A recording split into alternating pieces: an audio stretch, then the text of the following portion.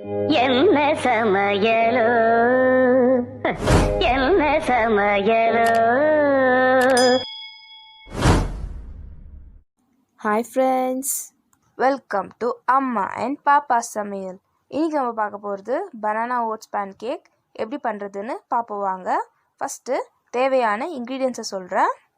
First 3/4 cup oats எடுத்து வச்சுருக்கேன். இதை நம்ம ரோஸ்ட் பண்ணிக்க போகிறோம் லைட்டாக. 1/2 கப் கோதுமை மாவு எடுத்து வச்சுருக்கேன். உங்களுக்கு தேவைன்னா நீங்கள் மைதா கூட யூஸ் பண்ணிக்கலாம்.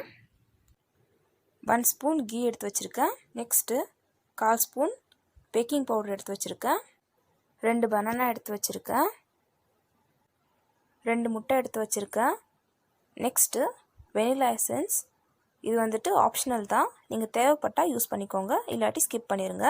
நெக்ஸ்ட்டு நாட்டு சர்க்கரை 1/2 கப் எடுத்து வச்சுருக்கேன். உங்களுக்கு தேவையான அளவுக்கு யூஸ் பண்ணிக்கோங்க. நெக்ஸ்ட்டு பால் எடுத்து வச்சுருக்கேன். இது வந்துட்டு காய வச்சு வச்சுருக்கேன், தண்ணி ஊற்றாமல். 120 ml வருது, கரெக்டாக மெஷர் பண்ணி எடுத்து வச்சுருக்கேன்.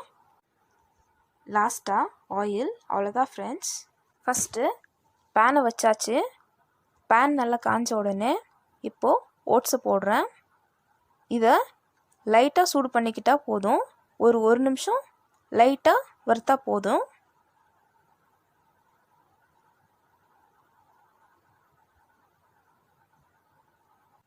லைட்டாக வறுத்தாச்சு. இப்போது மிக்சர் ஜாரில் போட்டுக்கலாம்.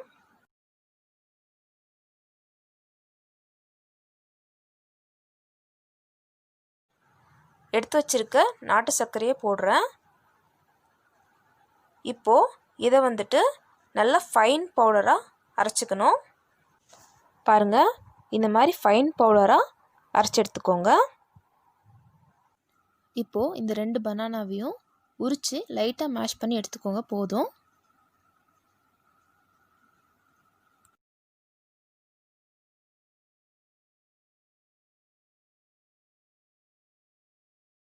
பனானாவை மேஷ் பண்ணி எடுத்தாச்சு. இப்போது முட்டையை இதிலே உடச்சி ஊற்றிக்கலாம்.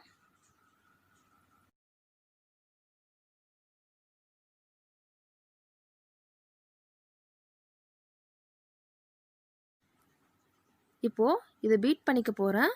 சப்போஸ் உங்கள்கிட்ட பீட்டர் இல்லைன்னா ஸ்பூன்லேயே பீட் பண்ணிக்கோங்க.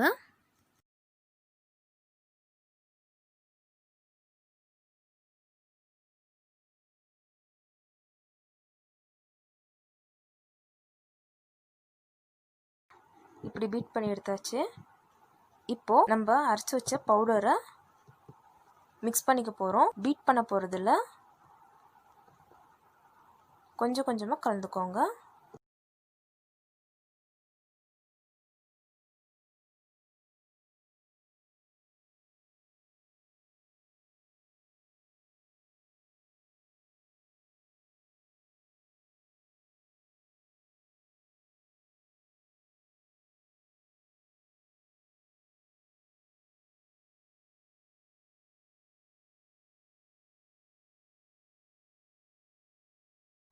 பாருங்கள், இந்த மாதிரி மிக்ஸ் பண்ணி எடுத்துக்கோங்க. முன்ன மாதிரியே கொஞ்சம் கொஞ்சமாக கோதுமை மாவையும் சேர்த்து மிக்ஸ் பண்ணிக்குவோம்.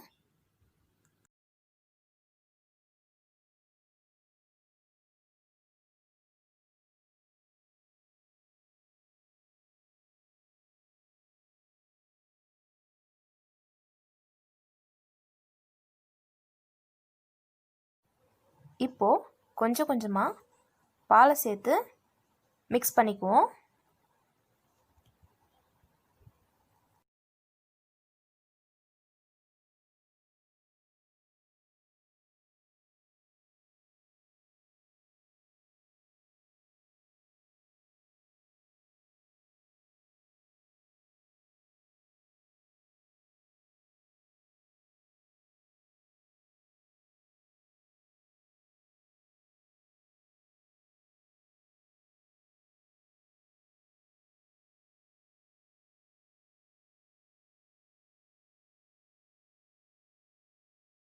பாலை ஃபுல்லாக மிக்ஸ் பண்ணதுக்கப்புறம் இந்த மாதிரி இருக்கும் கன்சிஸ்டன்சி.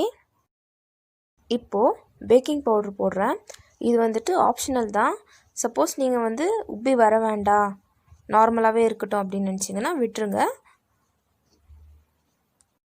நெக்ஸ்ட்டு கீ போடுறேன்.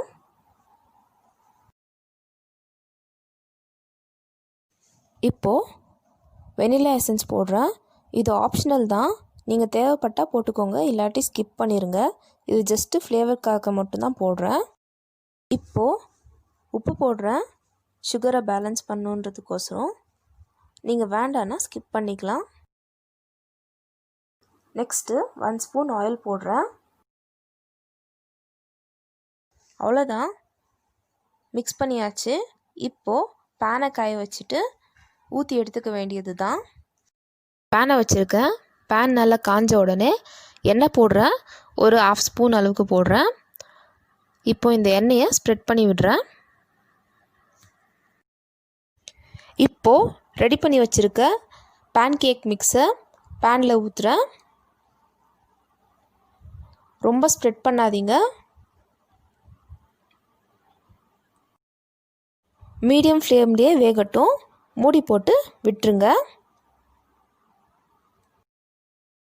இப்போது ஓப்பன் பண்ணி பார்க்குறேன் வெந்துருச்சான்னுட்டு. பாருங்கள், வெந்திருக்கு. இப்போது திருப்பி போட்டுருவோம்.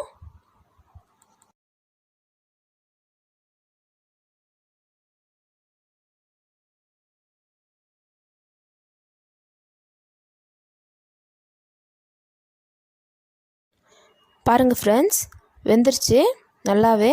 இதே மாதிரி எல்லாத்தையும் நீங்கள் பேன் மேலே ஊற்றி எடுத்துக்கோங்க. அவ்வளோதான், ஹெல்த்தியான டேஸ்டியான banana oats pancake ready ஆயிடுச்சு. எல்லாத்தையுமே சுட்டு எடுத்தாச்சு. நீங்களும் இதே மாதிரி ட்ரை பண்ணிவிட்டு எப்படி இருக்குன்னு கமெண்ட் செக்ஷனில் கமெண்ட் பண்ணுங்கள். உங்களுக்கு இந்த ரெசிபி பிடிச்சிருந்துச்சுன்னா லைக் பண்ணி சப்ஸ்கிரைப் பண்ணிக்கோங்க. அப்படியே அந்த பெல் பட்டனையும் கிளிக் பண்ணுங்கள். உங்கள் ஃப்ரெண்ட்ஸ்க்கும் ஷேர் பண்ணுங்கள். பை ஃப்ரெண்ட்ஸ், நெக்ஸ்ட் வீடியோவில் பார்க்கலாம்.